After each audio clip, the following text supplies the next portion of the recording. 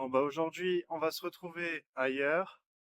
On est au lac des Chats. Je sais pas si on le voit très bien d'ici, mais on verra bien après. Comme hier, je fais mes pas pour la journée. Là, je me suis mis un créneau de 1h30 à peu près. Ça devrait faire la totalité des pas que je me fixe comme objectif de base. Puis après, le reste de la journée, ça fera le boulot, hein. Je pense que on va pouvoir commencer à quantifier, parce qu'hier, j'ai rien quantifié du tout. Donc là, le but, ça va être à peu près 10 000 pas. Donc est-ce que je vais vous emmerder pendant 1h30? Non, je pense pas. Euh, c'est pas le but. Aujourd'hui, j'aimerais qu'on parle un peu plus précisément des objectifs que j'ai déjà énoncés hier, mais sans les quantifier, encore une fois. Donc pour le nombre de pas là, ça va être, je pense, autour de 9000, hein. 9000, 10 000, ça dépend de mon rythme sur l'heure et demie.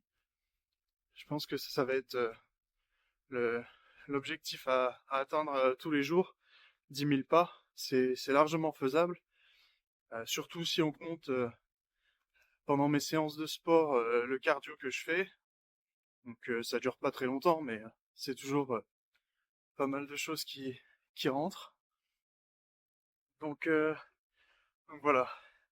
Ça c'est pour les pas. Maintenant, hier j'ai énoncé 5 objectifs. Le premier, retrouver un emploi.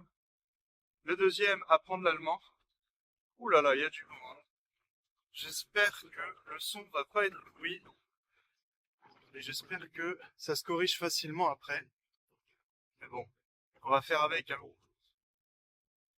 Donc, le premier objectif, retrouver un emploi. Le deuxième, apprendre l'allemand. Le troisième, c'est... en fait, on va mettre un troisième qui s'appelle santé, hein. Où, bah, dedans, j'ai la prise de muscle, la perte de gras, l'arrêt du vapotage et les, les sujets connexes. Donc tout ce qui est nutrition, sommeil, etc., etc. Le nombre de pas dont on vient de définir l'objectif aujourd'hui. Et le quatrième objectif, c'est un projet perso à but lucratif et qui me permet de développer des compétences que j'ai pas, qui sont pas directement connexes avec celles que j'ai déjà développées. À savoir que bah, j'ai un métier d'ingénieur en informatique et en data qui est très intéressant d'un point de vue technique, mais par exemple sur tout ce qui est marketing, j'ai pas nécessairement des compétences de fou, on va dire. Même si je pense qu'avec un peu d'entraînement, je pourrais m'en tirer pas trop mal. On verra bien ce que ça donne par la suite. Mais enfin voilà, c'est les quatre gros objectifs, sachant que l'objectif 3 il est décomposé côté vapotage et l'autre côté muscu, perte de gras et tenue de la vie quotidienne en bonne et due forme pour avoir un corps et un esprit en forme. Donc aujourd'hui, je vais surtout m'attarder sur la partie emploi en fin de compte. Donc employabilité, ça veut dire aussi allemand. Donc en fait, les deux objectifs seront abordés aujourd'hui. Et puis c'est les plus importants à court terme en fait. Donc je pense que, en fait, c'est les plus urgents. Et les deux sont des objectifs de court terme. Donc voilà, c'est pour ça que je dis que c'est les plus importants à court terme. C'est que, je veux dire, l'arrêt du vapotage, par exemple, est aussi important, mais en fin de compte, il n'y a pas une urgence maximale là-dessus, même si je me mets une deadline proche à quelques semaines, comme je vous ai dit. Donc c'est ça qui va concerner la discussion d'aujourd'hui. Comment est-ce que je fais pour retrouver un emploi stable, ou en tout cas un moyen de gagner ma vie, et comment est-ce que je fais ça en apprenant l'allemand, et comment l'allemand va m'aider à faire ça. Donc il faut que je me fixe un objectif de postuler à beaucoup plus d'offres que ce que je faisais jusqu'à présent. Euh, L'office régional de placement, en fait, il met un objectif de 10 à 12 par mois. Je tourne plus autour de 15-16, mais je pense que c'est pas suffisant. En tout cas, moi, je suis pas satisfait aujourd'hui avec ça. Donc, j'ai une méthode rodée. J'ai déjà un CV type product owner et un CV type data ingénieur qui sont prêts et qui sont réutilisables facilement avec une lettre de motivation carrée où bah forcément je vais devoir personnaliser un peu en fonction de l'offre et de l'entreprise à laquelle je postule. Mais en gros, c'est un peu ça le topo. Donc mon objectif là, ça serait pour chaque jour ouvré par mois, donc il y en a à peu près 22 hein, en moyenne sur toute l'année, mais on a déjà passé février, donc ça sera plus. C'est 21,7. Là, il y aura 22, 22,8 si je me trompe pas pour le reste des mois. Donc ça serait deux candidatures chaque jour ouvré. Ça ferait une moyenne de 44 par mois. Et je pense que c'est pas du tout la mort à tenir. C'est vrai que moi, c'est pas du tout quelque chose qui me passionne de postuler à des nouveaux travails. Je pense que ça passionne personne en même temps. Donc, il y a un moment, faut arrêter de réfléchir, faut arrêter de se plaindre et faut se donner. Donc, j'ai déjà un tiers de cet objectif qui est dans ma routine. Il faut que je triple ça en fin de compte. Et je pense que ça se fait relativement facilement en passant une heure et demie de plus à chercher et postuler par jour, comparé à peu près une heure en moyenne, je dirais. Donc, euh, donc voilà, ça va être ça le premier point, ça va être postuler activement à des jobs de product owner et de data ingénieur. Alors, bah, principalement en Romandie, hein, en attendant que je sache parler l'allemand correctement, parce que je vais pas mettre dans mon CV que je parle allemand. J'ai déjà mis que j'étais en train d'apprendre activement, mais ça convainc pas un employeur, hein. Quand il y a déjà des gens qui parlent à côté de toi, même s'ils sont peut-être moins bons techniquement, ils pourraient passer devant toi juste à cause de ce détail en particulier. C'est très très important la langue, hein. La communication, le fait que les gens qui t'emploient se disent bon bah je vais le mettre avec des clients ce gars-là, et il va pas savoir parler la langue du client. S'il y a des incompréhensions en anglais, ça va retomber sur moi. Enfin voilà, il y a plein de petits détails en fait comme ça, et puis t'as l'ambiance de travail en règle générale, t'as le niveau d'intégration de la personne qui compte. Donc voilà, en fait, aujourd'hui, moi je suis quelqu'un de relativement bien intégré, mais il me manque un énorme pan d'intégration quand même. Je veux dire, sur 3 ans, mon niveau d'intégration, bon bah il est peut-être de 50% comparé à 100% si je parlais la langue complètement, quoi. Donc c'est quelque chose que je veux retravailler en fait. Voilà, là, le lac des Chats, vous pouvez le voir, il est sympa. Donc voilà, ça, je pense que c'est quelque chose qui va être important, beaucoup plus que ce que je l'avais estimé à la base. Parce que bon, bah, moi j'ai retrouvé un travail après mes études très très rapidement, et en anglais. Donc j'ai eu, entre guillemets, parce que c'est pas que de la chance, mais entre guillemets de la chance, couplée bah, à des compétences qui étaient vraiment utiles, quoi, hein, qui étaient recherchées par mon ex-employeur et qui ont montré des besoins qui font que mon ex-employeur pourrait peut-être un jour continuer de chercher quelqu'un sur le poste que j'occupais, euh, qui a pas pu être ouvert jusqu'à présent. Bon, en tout cas, c'est euh, c'est pas un objectif facile d'apprendre une langue en fin de compte. Donc, quel est le plan en fait? Comment est-ce que je vais apprendre l'allemand? Comment est-ce que vous pouvez apprendre l'allemand? Je veux dire, là, on va pas revenir sur faire son CV.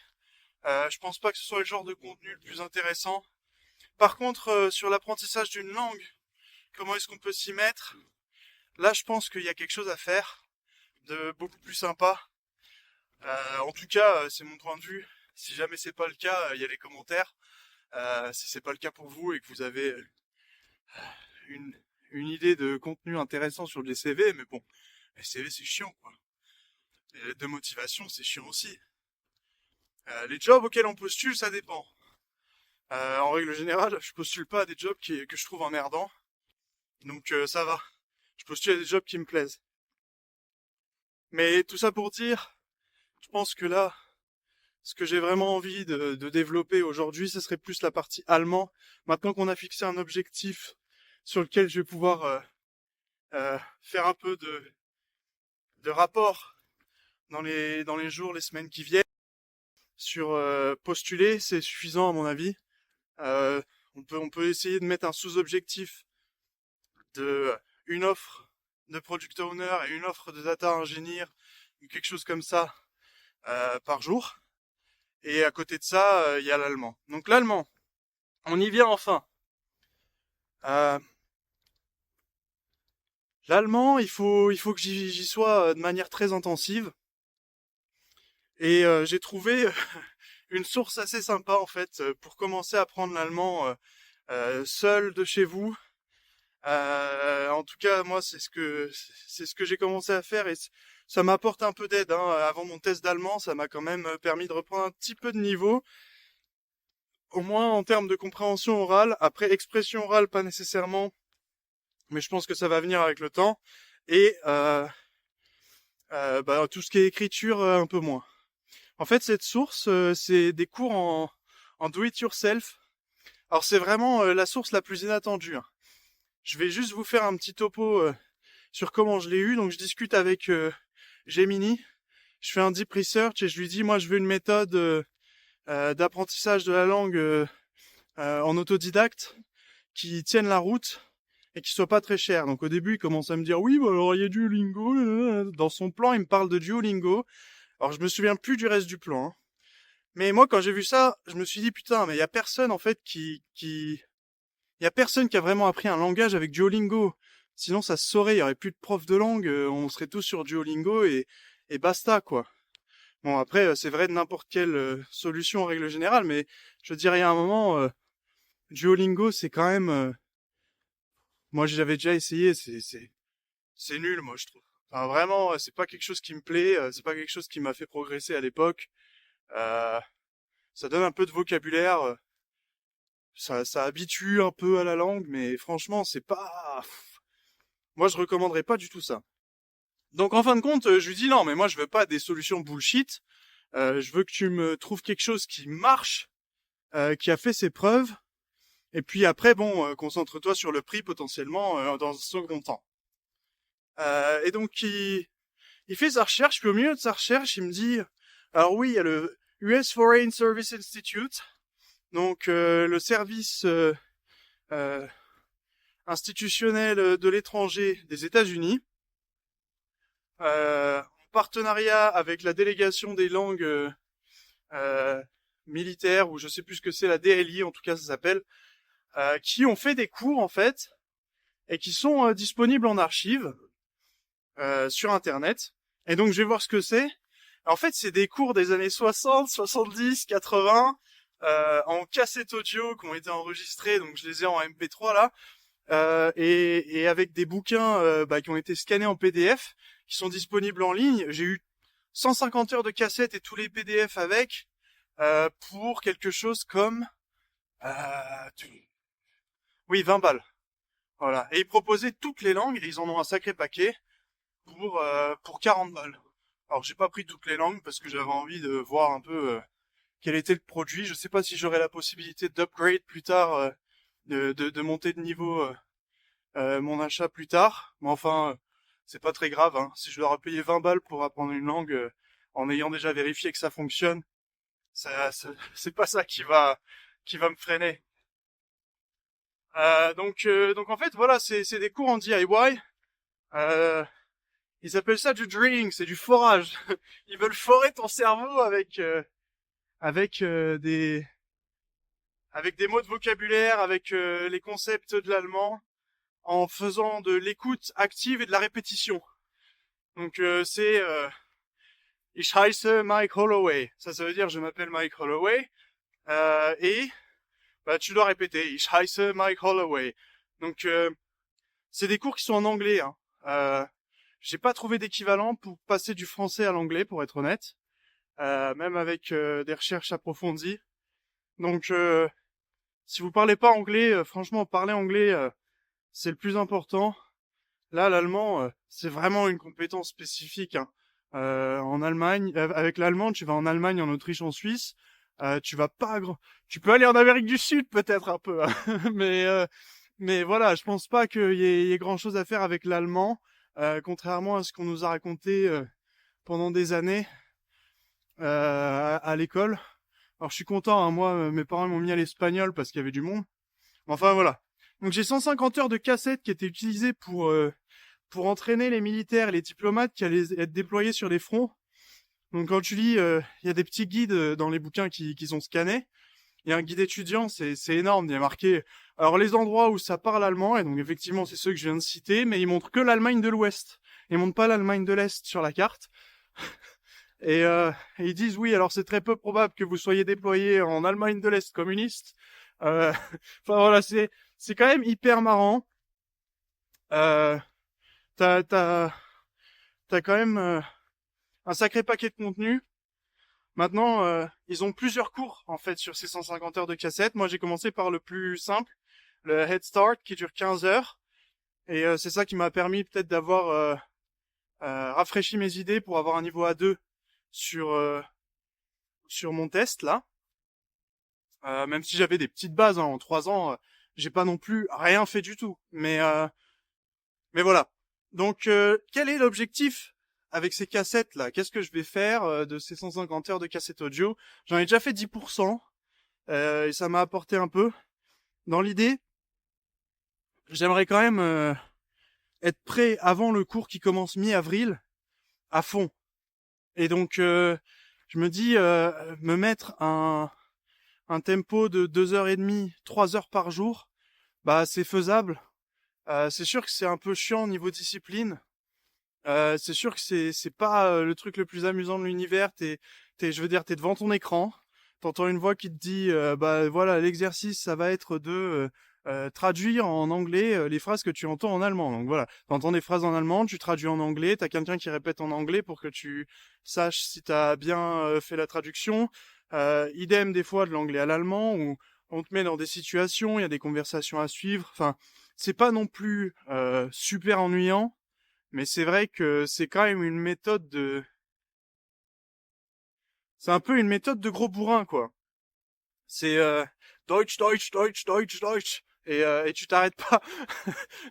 Donc je pense qu'il y a un moment où, si c'était quand même des cours qui étaient dispensés pour apprendre rapidement une langue, c'est quelque chose qui est super utile, hein. Donc voilà, à coup de 2-3 heures par jour, à mon avis, t'es déjà sur un bon rythme. Je pense qu'en fait, moins comme j'ai fait jusqu'à présent, parce que j'ai trouvé ce truc-là il y a une semaine et demie, 2 semaines. Moins comme j'ai fait, enfin une semaine et demie, 2 semaines avant mon test, pardon. Moins donc savoir plus un rythme de 1 heure par jour, c'est pas vraiment suffisant, je pense. Euh, et et je m'en rends compte parce que devant le test d'allemand, il y a quand même pas mal de lacunes que j'avais et qui m'ont sauté aux yeux, quoi. Donc euh, donc c'est quelque chose à prendre en compte. Donc voilà, il faut vraiment se lancer dedans, quoi. Il y a un moment, c'est sur mes deux priorités. Si j'y passe pas au moins la moitié de mes journées sur ces deux priorités, bah c'est pas vraiment des priorités, quoi. Donc voilà, je pense que là-dessus on a fait le tour. Objectif numéro un, je vous fais le récapitulatif, c'est de postuler à 2 offres par jour ouvré. Et après pour les week-ends, tout ça, je chill sur la partie candidature. Ça veut pas dire que je chill sur le reste, hein. Mais en tout cas là-dessus, c'est clair. L'allemand, on va se dire 3 heures par jour ouvré. Et je pense que je chill aussi le week-end. Mais bon, après, si je suis chez moi et que j'ai pas grand-chose à faire, ça partira là-dedans, quoi. Donc ça sera du bonus, en fait, le week-end, si je bosse l'allemand. Parce que bon, alors, il y a un moment, j'ai quand même envie de profiter... de pouvoir voir d'autres gens, de faire mon sport aussi, c'est important, de, de pouvoir faire ces vidéos-là, parce qu'en fin de compte, c'est ça qui fait aussi partie de ma prise de compétences, hein. Il n'y a pas que les candidatures et l'allemand, et c'est peut-être aussi ça qui va me permettre euh, de, de grandir économiquement, hein, dans un sens.